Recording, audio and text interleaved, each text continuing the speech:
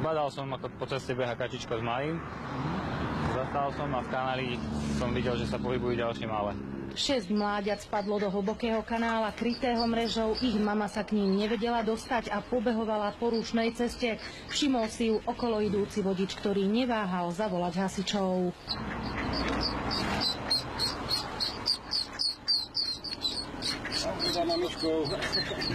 Moje, aké si rýchle.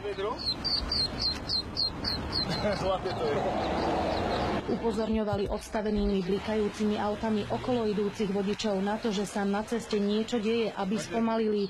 Ďalšie mláďa uviazlo na druhej strane cesty. Hasiči liezli do kanála popri autách, ktoré cestou prechádzali. V premávke si tak museli dávať pozor aj sami na seba.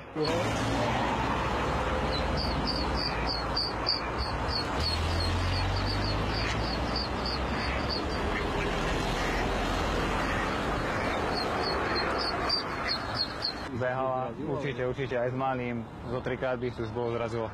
Kačacia rodina prešla z Hrona cez 2 dvojprúdovky plné aut. Hasiči ich naložili do vaku a odviezli späť k vode.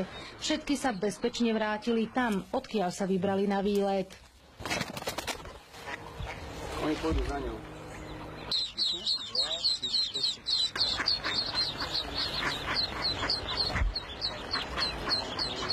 Z Banskej Bystrice Katarína Kováčiková, televízia JOJ.